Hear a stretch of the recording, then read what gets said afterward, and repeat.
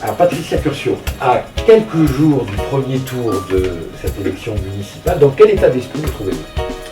Écoutez, très motivé avec l'équipe avec qui je sors là depuis quelques jours. Donc ce sont des gens motivés et également je suis très très motivé d'aller à la rencontre des Ajacciennes et des Ajacciens. N'êtes-vous pas un peu victime de cette campagne tardive, car vous êtes rentré très tard dans cette élection municipale par rapport à d'autres candidats? Oui, effectivement. Donc nous avons décidé très tardivement de faire cette liste, mais ceci dit, je pense qu'on est assez nombreux donc justement pour mener cette campagne. Et rien qu'hier, donc nous avons eu un très très bel accueil dans les quartiers, en Cannes en particulier, puisque nous étions là-bas, tout le secteur, et les gens étaient vraiment satisfaits de nous voir et de façon très différente des autres candidats. Pourquoi ce délai? Pourquoi être rentré aussi tard dans la campagne? C'est stratégique ou ça illustre de tergiversation au niveau de votre décision? Non, pas du tout. La décision a été prise déjà depuis un petit moment, mais comme tous les candidats, nous sommes une très petite liste. Nous n'avons pas d'appareil politique, je dirais, avec nous. Hein. On est des citoyens lambda. Et c'était très difficile d'arriver à constituer une liste sans avoir un appareil derrière, naturellement. Voilà d'où cette décision, cette candidature plutôt tardive. Alors je reviens un petit peu en arrière sur la campagne justement qui est différente des autres, comme vous le disiez, et notamment cette rencontre avec les gens du quartier des Cannes hier.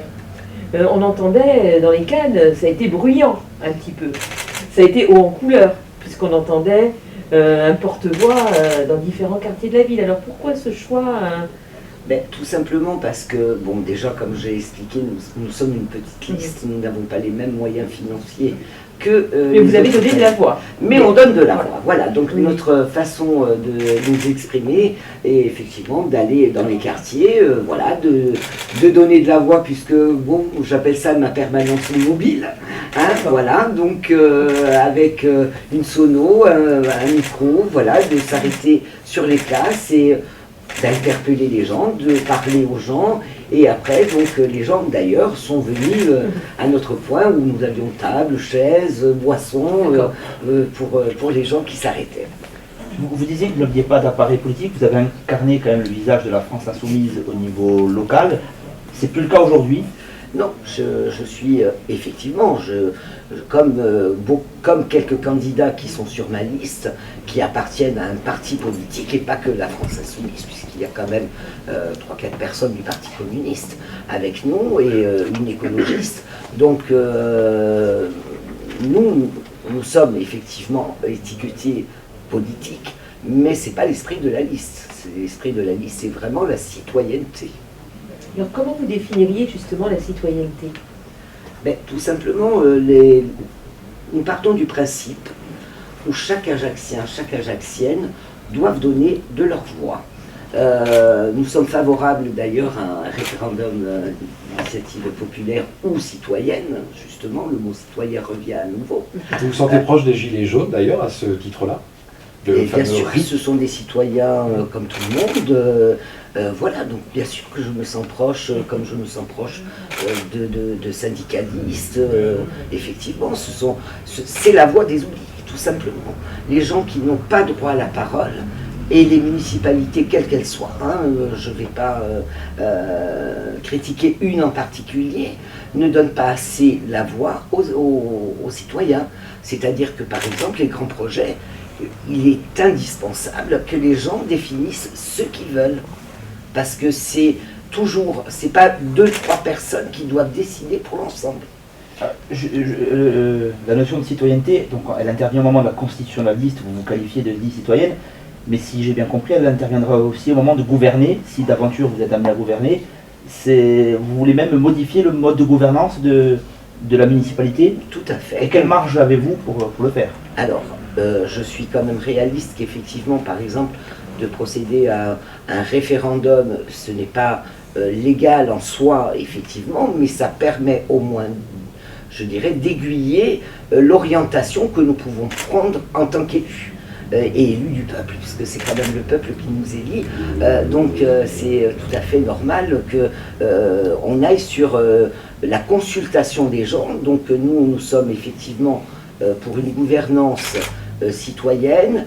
Également, dans notre programme, il y a une charte qui sera soumise, si nous sommes élus, à tous les élus de ma liste, une charte donc de citoyenneté, une charte allant même à la révocation des élus. Nous allons très très loin.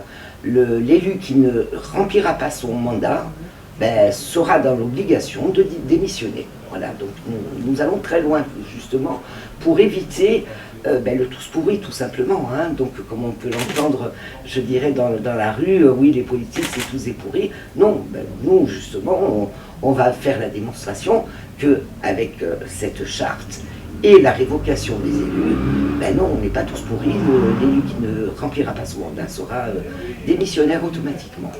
Alors justement, imaginons que vous sortez des urnes en tête au 22 mars au soir, imaginons que vous êtes arrivé à la Maison Carrée, quelles seraient les premières dispositions que vous mettriez en place durant les 100 premiers jours de votre mandature?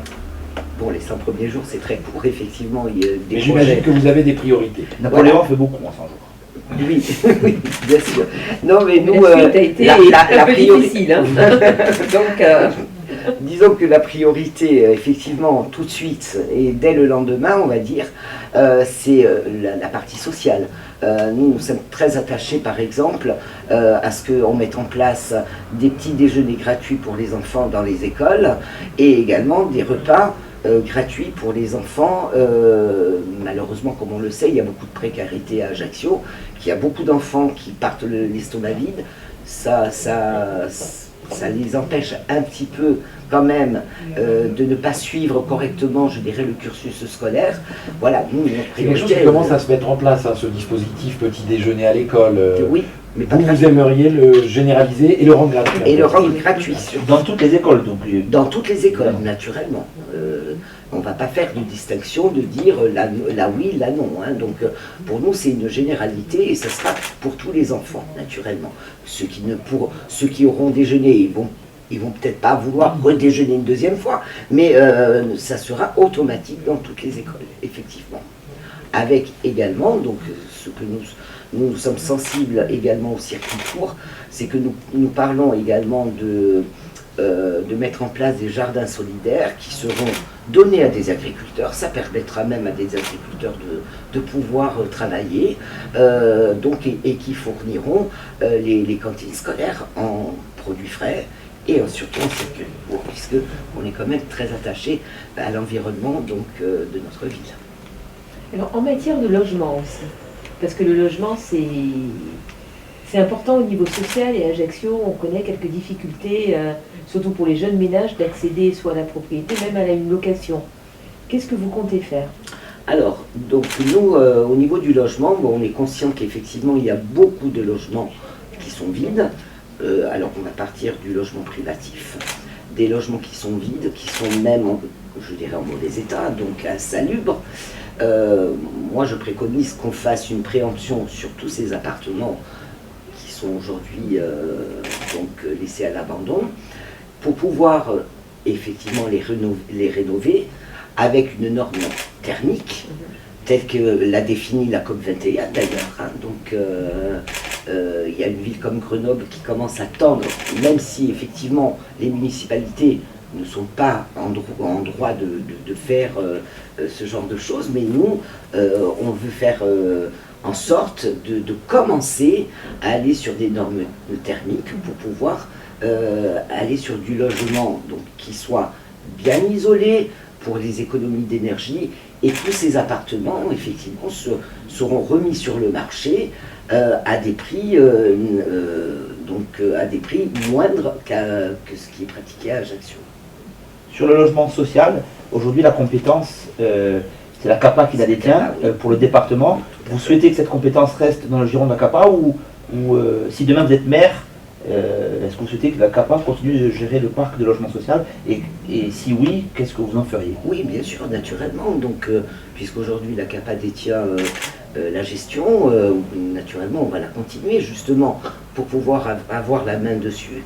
c'est-à-dire là aussi on va reparler de rénovation des logements sociaux, puisqu'il y a quand même là aussi beaucoup de logements sociaux qui ne sont pas aux normes, qui ne sont pas loués, parce que, et certains depuis des années, hein, puisque j'en connais d'ailleurs 2 ou 3 comme ça sur Piétrane qui sont fermés depuis de longues années.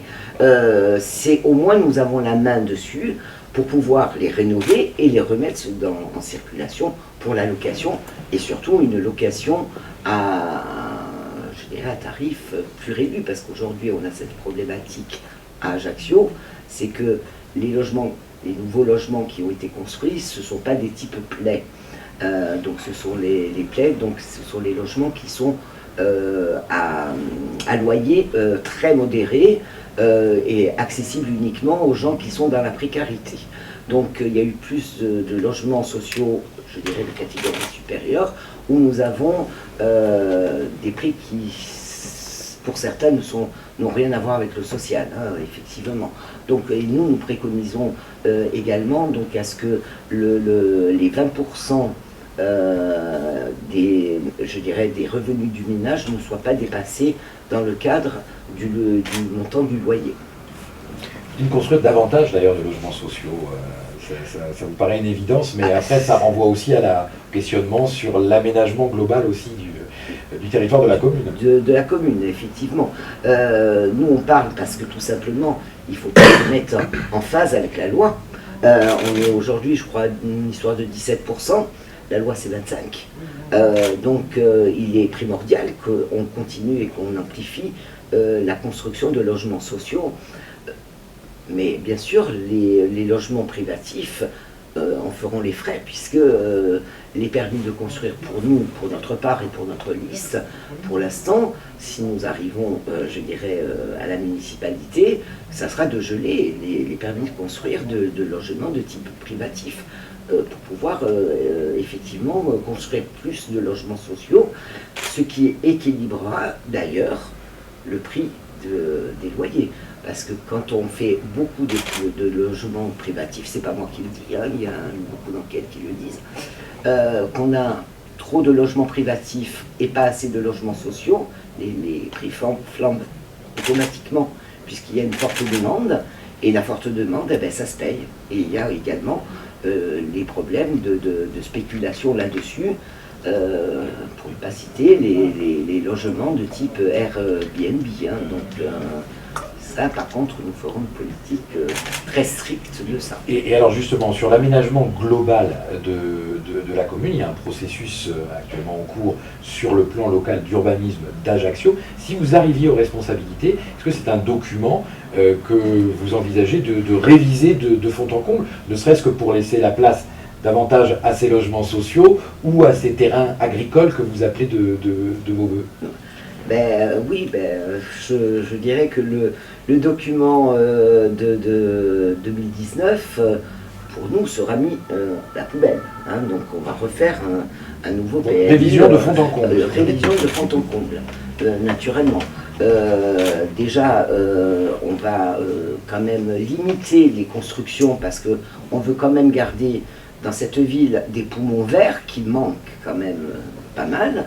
Je ne vais pas citer l'histoire de la Piétrine, donc pour nous ça sera, on va laisser ce poumon vert, hein, donc il est hors de question qu'on construise à nouveau. Notre volonté effectivement c'est de vivre dans une ville où il fait bon vivre, voilà, tout simplement où il fait bon vivre, avec je dirais des poumons verts, de la végétation, comme ça se fait dans beaucoup de villes, parce qu'il faut prendre en parallèle également le problème de réchauffement climatique, que le fait de bétoniser, comme on le fait tout azimut aujourd'hui, ça fait monter, je dirais, les degrés de chaleur hein, dans la ville, hein, et le remettre, je dirais, de la verdure et de la terre, ça permettra de diminuer, je dirais, l'impact de chaleur dans la ville. À Grenoble d'ailleurs ça marche très bien. Hein, alors oui, une ville où il fait bon vivre, c'est aussi une ville où il fait bon se déplacer. Qu'est-ce que vous envisagez en termes de mobilité?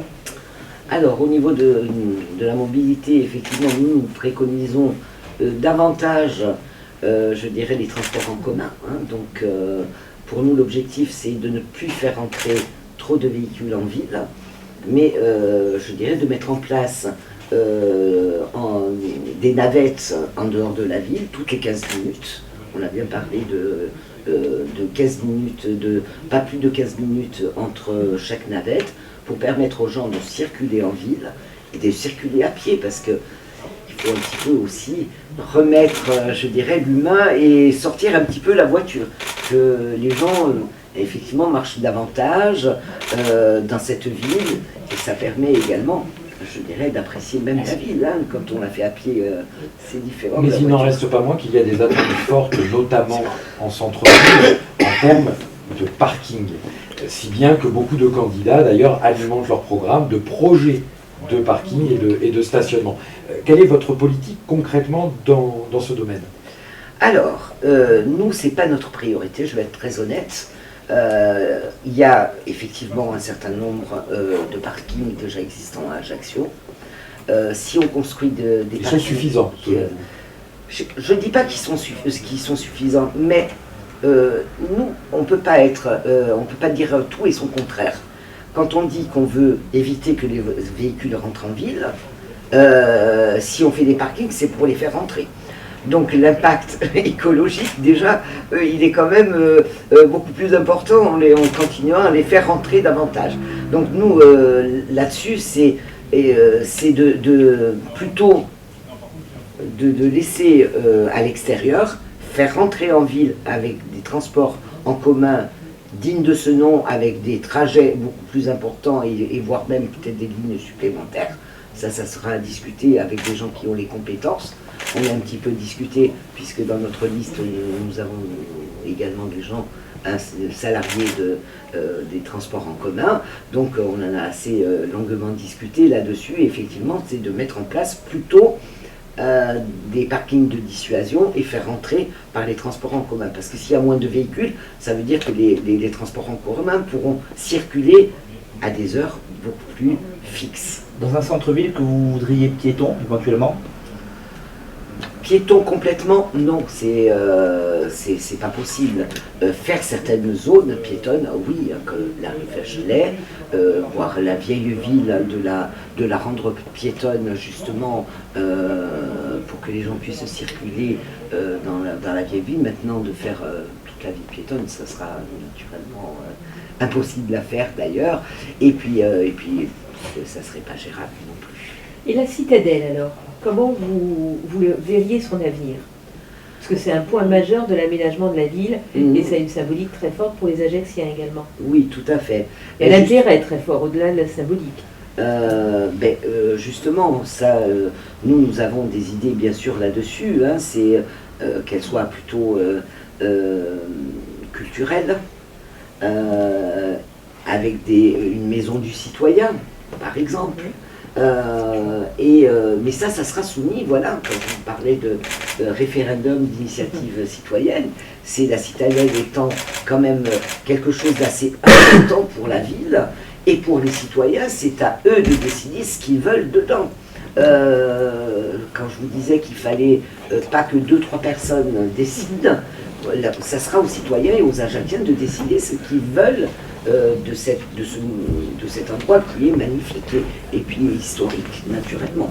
D'autant plus quand même que là, il y a quand même une nouveauté concernant la citadelle, c'est que je crois qu'ils ont découvert, il n'y a pas si longtemps que ça, il y a quelques jours, une arche. Vous apprenez, Oui, c'est une information. Je Une vous arche donne de l'information. Noé ou de... Une arche donc, qui est au niveau de là où il y a le carénage des bateaux. D'accord, qui date peut-être de l'époque génoise. Tout à fait. Oui, d'accord. Donc, Oui, il y a un potentiel archéologique Voilà, oui, effectivement, aussi. qui a Tout à fait. commencé à être étudié, mais Voilà. qui pourrait se renforcer. Oui. pourrait se renforcer, donc avec peut-être un passage qui serait, je ne sais pas, je suis pas archéologue, donc voilà, donc on attend la suite, mais bon, il y a la découverte de cette arche qui sera quand même quelque chose d'historique quand même au niveau de cette citadelle. Donc c'est un point à prendre en compte aujourd'hui, après dans la finalité de l'orientation que prendra la citadelle. Moi, je vais revenir un tout petit peu en arrière. J'ai une dernière question sur l'aménagement du territoire. Oui. On a compris, vous voulez développer la construction de logements sociaux, Oui, tout en maintenant les poumons verts dans le cœur de ville, les rares poumons verts dans le cœur de ville. Donc, comment concilier cette volonté d'élargir le parc de logements sociaux tout en maintenant ces poumons verts, si ce n'est en construisant ces logements sociaux à la périphérie de la ville? Est-ce que de facto, ça n'exclut pas la population éligible à ces logements sociaux au cœur de ville? alors, donc il y a plusieurs possibilités. Hein. Donc une étude sera menée parce qu'on ne connaît pas naturellement, je dirais, tous les dossiers de la ville d'Ajaccio. Bon, déjà, quand je vous dis tous les dossiers, les projets qui étaient prévus, pas pour tout de suite, mais pour plus tard, sur des terrains, donc nous on va geler, donc, et là ça sera peut-être à voir de faire une préemption sur les terrains pour pouvoir construire ces logements à la place de logements privatifs. Voilà, donc c'est dans cet objectif-là que nous souhaitons aller. Donc comme il y a des endroits où la ville est propriétaire de terrain, donc on pourra à ce moment-là effectivement voir de faire ces constructions.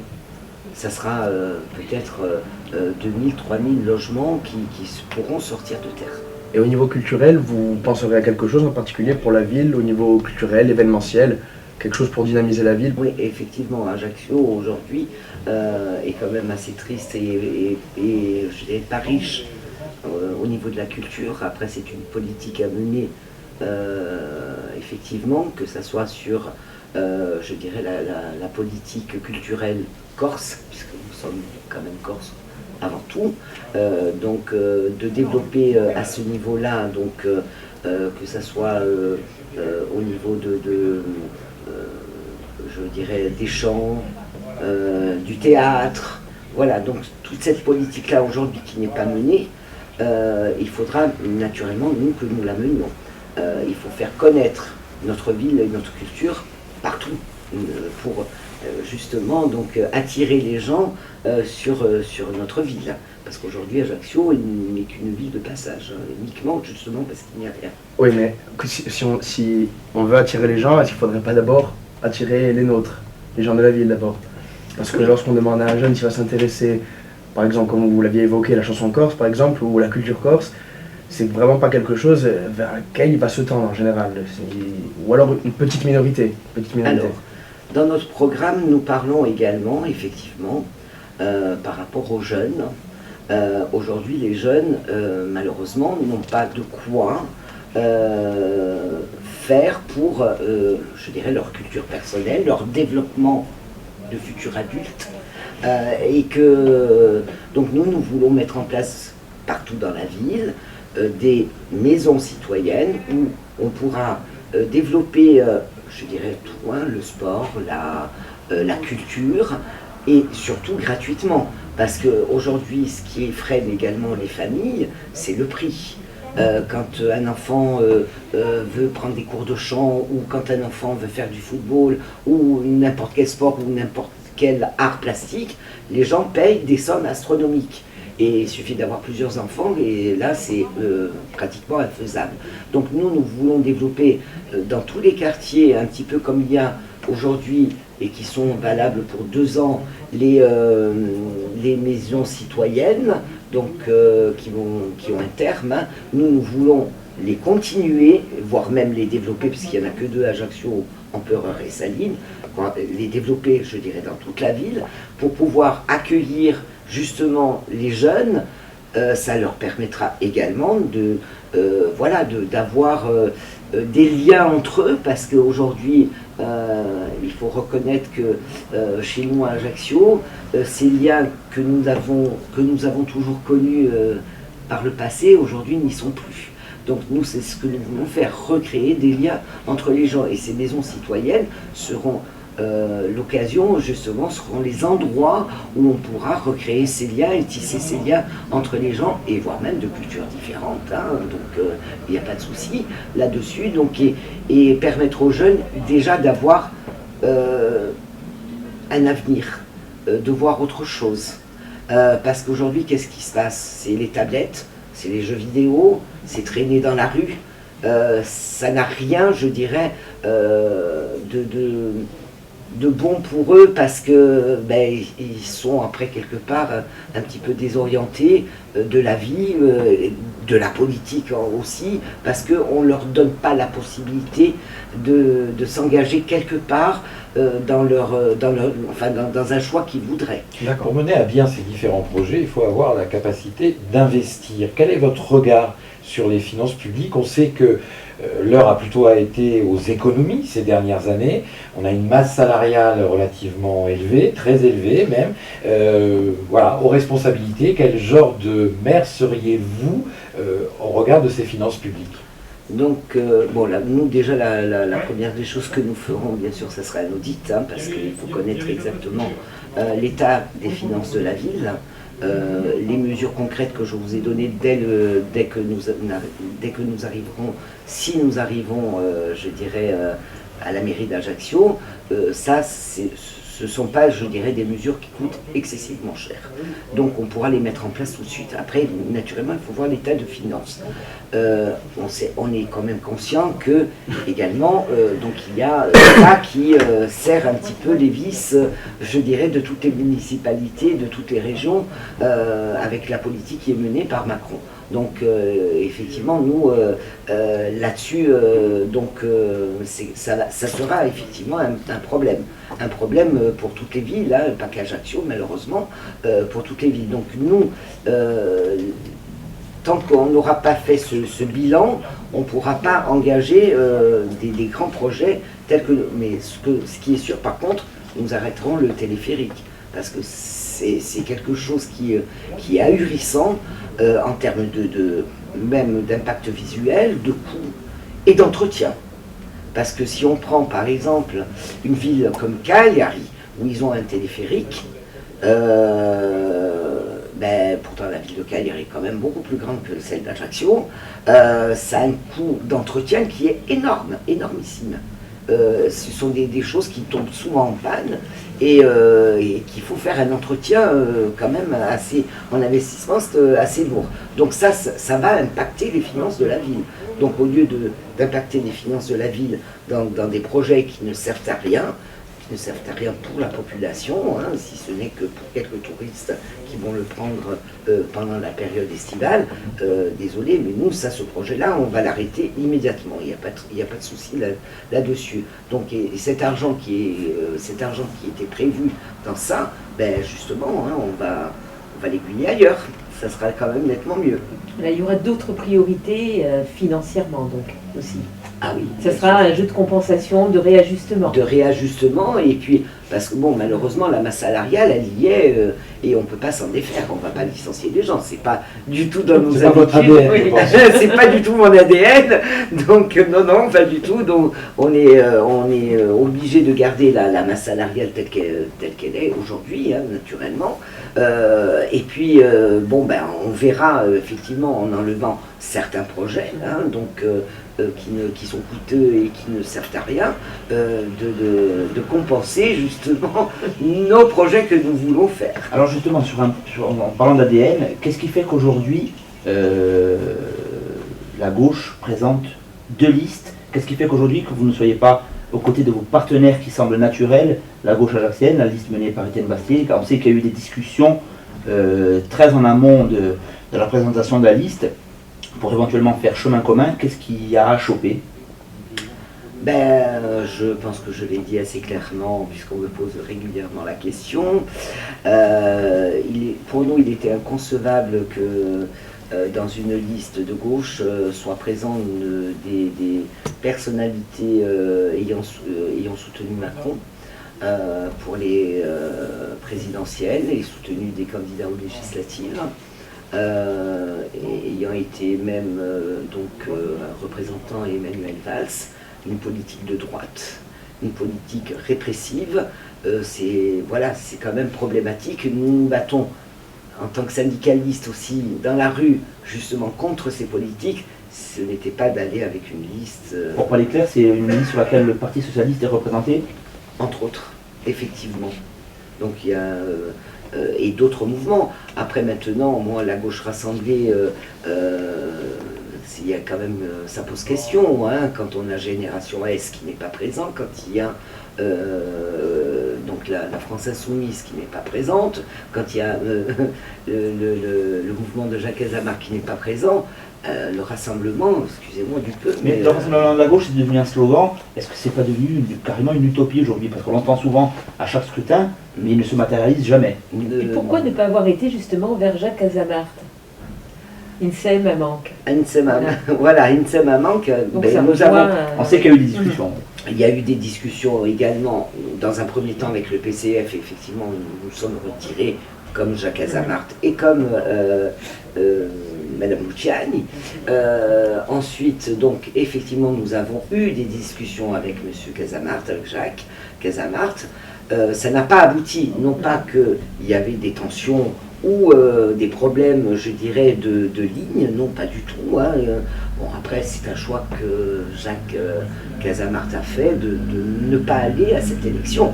C'est son choix et c'est le choix de son groupe. Hein. Un mot à peine voilé, il a regretté que la liste soit menée par une figure qui avait déjà un passé politique, qui incarnait notamment un parti. Il aurait voulu que ce soit une liste citoyenne, y compris au niveau de sa tête de liste.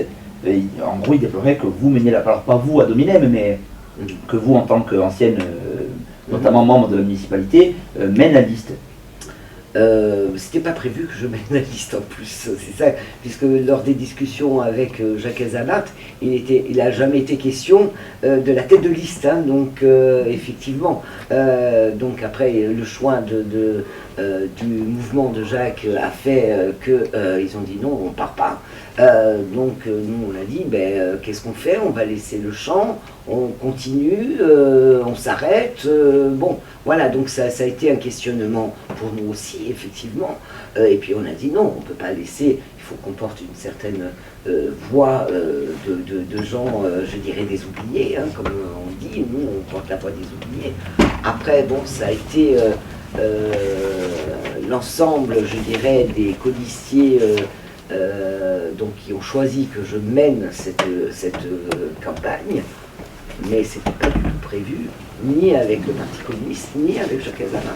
Voilà. Et plus globalement, ça ne vous peine pas, parce que vous avez parlé de lignes, de positions, des uns par rapport aux autres, ça ne vous peine pas de vous dire que la gauche finalement a peu de chances de reprendre la ville là à l'occasion de cette élection, et que finalement les mandatures Simon Reynaud restent une parenthèse dans une ville où la droite, bon peut-être demain les nationalistes, on verra ce qu'ils font, mais en tout cas où la gauche reste écartée des affaires par cette parenthèse Simon Reynaud. Vous avez du mal à vous retrouver, à vous réconcilier, ça reste très éparpillé, très émieté. Oui, j'en suis conscient, bien sûr, que la gauche est divisée, on ne va pas se cacher, effectivement, s'il y a des listes. Mais ceci dit, par le passé, si on regarde, je dirais dans les années précédentes et même antérieurement, il y a toujours eu deux listes. Il y avait une liste PS, il y avait une liste PC. Et après qui se réunissaient au deuxième tour. Alors justement, est-ce que vous envisagez justement c'est là où je voulais. Voilà. Ce second tour, justement, on peut déjà l'évoquer. Si vous avez le score nécessaire pour vous maintenir ou pour fusionner, est-ce qu'un rapprochement vers vos partenaires naturels, encore une fois, hein, pourrait s'opérer, ou est-ce que les divergences sont trop profondes pour envisager une union, voire un soutien? Alors, de toute façon, nous sommes ouverts à tout le monde. Il n'y a pas de souci. Mais tout le monde dit ça. Et à l'arrivée... Nous sommes ouverts. Vous savez, nous, on va même très loin. C'est que on peut aller jusqu'à, même si on est en position de fusionner, de dire non, on vous apporte notre soutien, mais on ne viendra pas. On va, nous, jusque-là. Notre objectif, c'est pas de briller. Notre objectif, c'est d'apporter un certain message à la population. Et si un candidat reprend, je dirais, des points des points programmatiques, pour nous, il n'y aura aucun souci là-dessus. On peut très bien même s'effacer pour le deuxième tour. Donc maintenant, Oui, il n'y a pas d'ambition personnelle, il n'y a pas aucune ambition personnelle. Et tous les membres de ma liste n'ont aucune ambition personnelle. Ça peut choquer peut-être les gens parce que nous, voilà, on est une liste tout à fait différente. Donc c'est pour ça que nous, ça ne nous pose aucun problème après de discuter sur des points essentiels, y programmatiques. compris si ces points-là sont partagés par d'autres courants que la gauche traditionnelle. Je pense notamment à Jean-François Casal, sur lequel vous vous rejoignez plutôt sur les volets sociaux et environnementaux. Donc ça peut s'élargir à d'autres candidats que Il y a la gauche d'autres candidats, M. Lanfranchi également. Il est sur une ligne tout à fait sociale. M. Bastelica aussi. Donc pour nous, il n'y a aucun problème là-dessus. En matière de positionnement par rapport au reste de la gauche, vous définiriez comme une gauche plus radicale, c'est un terme que vous Oui, retenez. que j'emploie, oui. Alors, mais qu'est-ce que vous mettez derrière? Vous parliez tout à l'heure de la défense des oubliés, vous n'êtes pas, on a compris, des professionnels de la politique. Qu'est-ce qui fait vraiment, pour reprendre votre terme de tout à l'heure, votre ADN en termes de liste par rapport à d'autres? Et puis lorsqu'on parle de gauche radicale, par opposition, implicitement, il y a la gauche molle. Donc comment vous définiriez celle-ci aussi? C'est une question complexe. C'est complexe, oui, effectivement, qui m'a valu des foudres d'ailleurs. Bon, il n'y a pas de souci, j'assume. Non, effectivement, nous sommes une gauche beaucoup plus, j'emploie le terme, radicale, effectivement, parce que nous sommes anticapitalistes, donc c'est notre ADN, c'est l'ADN de cette liste d'ailleurs, à 90%, on va dire. Donc nous ne faisons pas de concessions sur, je dirais, les politiques qui sont menées, que ce soit localement ou nationalement, donc plus à droite. Pour nous, c'est quelque chose que l'on combat au quotidien. Voilà, donc pour moi, c'est ça, c'est pour ça que je dis, nous sommes une gauche beaucoup plus radicale. Alors, à niveau plus personnel, en termes de parcours, les plus anciens électeurs connaissent votre nom, vous avez été associé à la mandature Simon Renucci à un moment donné. Peut-être vous pouvez nous rappeler un petit peu les grands éléments de votre parcours, et puis vous avez aussi cette casquette syndicaliste qui, je pense, vous tient énormément à cœur. Oui, tout à fait. Donc moi en 2001, j'étais effectivement sur la liste à l'époque conduite également par le PCF, où il y avait eu la gauche plurielle, c'était la gauche plurielle, qui après a permis de fusionner avec Simon Renucci et le prince Napoléon, et on s'est retrouvés aux commandes de la ville. Oui, j'ai eu ce parcours municipal pendant 2 mandatures. La troisième, j'avais refusé de participer. Effectivement, pour moi, j'avais fait le tour et je disais que c'était pas important pour moi de recommencer une nouvelle campagne. Et puis après, bien sûr, il y a la liste, à mon goût, on revient sur, je dirais, le terme employé de la gauche radicale, pour moi était une liste un petit peu fourre-tout. Ça m'était très difficile de voir comment je pouvais me positionner dans cette liste. Voilà, donc c'est pour ça que je n'avais pas souhaité, malgré les demandes de Simon Renucci, je n'avais pas souhaité participer à cette liste. Voilà. Donc après, mon parcours il est là, il est entrecoupé, il est en parallèle plutôt entre politique effectivement et syndicalisme, puisque je suis quand même une responsable syndicale au niveau de mon syndicat,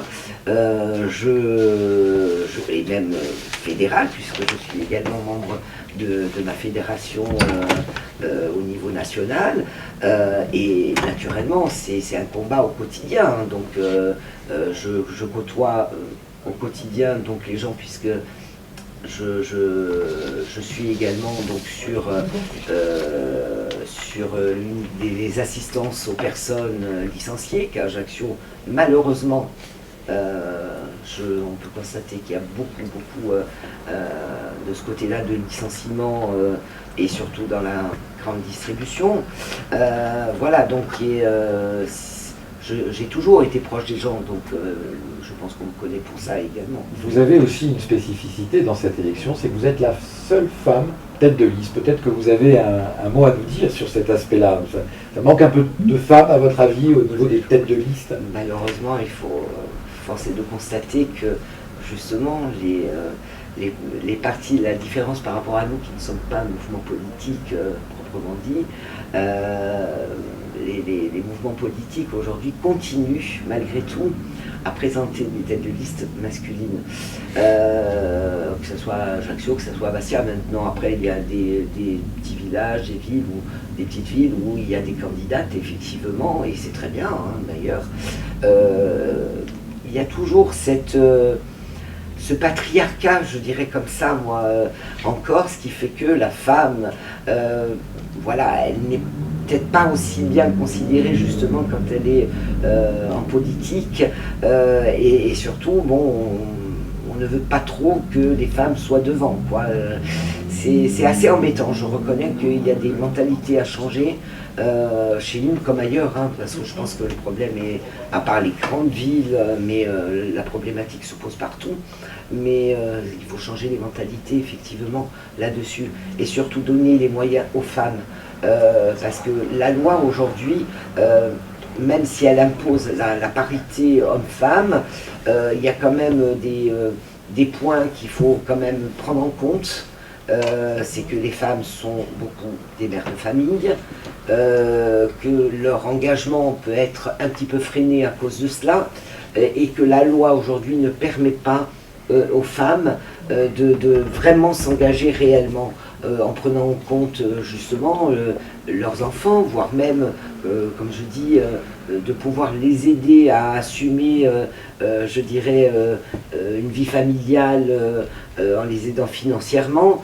Au niveau de la loi, moi je parle, hein, donc ça serait l'idéal, parce qu'aujourd'hui les femmes aussi sont bloquées par ça, par le fait que eh ben, elles ont une vie, il y en a qui on travaille pour beaucoup, il y a des enfants, certains des petits-enfants, donc il y a quand même tous ces paramètres à prendre en compte, et ce sont des paramètres que les hommes, effectivement, n'assument pas réellement. Voilà.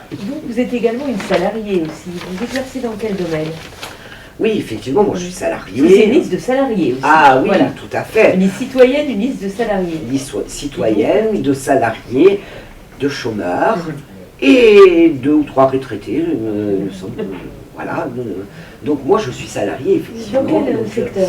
Alors, on vous présente un petit peu à nos lecteurs.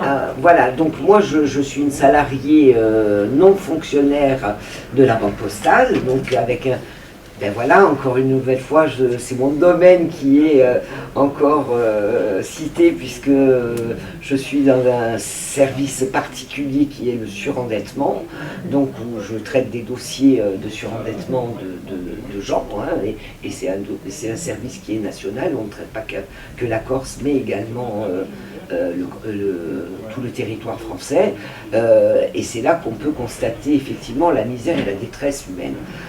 Voilà, donc voilà, je sors jamais finalement de mon côté social, que ce soit professionnellement, personnellement et syndicalement. Donc j'ai vraiment toujours cette partie-là qui vient. Voilà, donc c'est assez mon ADN, voilà, tout simplement. Une dernière question pour clore Oui. cet entretien. Il reste 9 jours avant le premier tour. Vous avez fait le choix d'une campagne de terrain, pas de meeting, pas de grand rassemblement. Qu'est-ce qui va se passer dans ces 9 prochains jours? Comment faire en sorte que les électeurs votent pour vous? Alors, donc, nous, effectivement, nous avons choisi l'option d'aller dans les quartiers avec notre camion, hein, donc notre permanence mobile, donc avec de la musique et également des prises de parole, je dirais, dans les quartiers, et faire du porte-à-porte en même temps, il y a quand même pas mal d'équipes qui font à côté de ça le porte-à-porte pendant qu'il y a cette mobilité pour accueillir les gens à venir vers nous.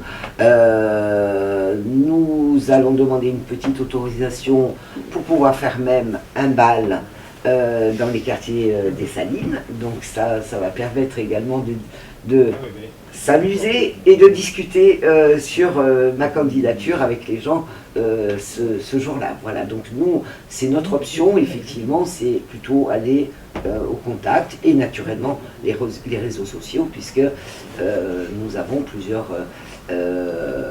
sites. On a un site web, donc Ajaccio Citoyen, une page Facebook et un Twitter également, donc il y a des personnes chargées de faire la campagne sur ces réseaux sociaux.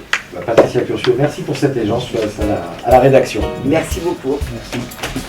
45 minutes pile poil.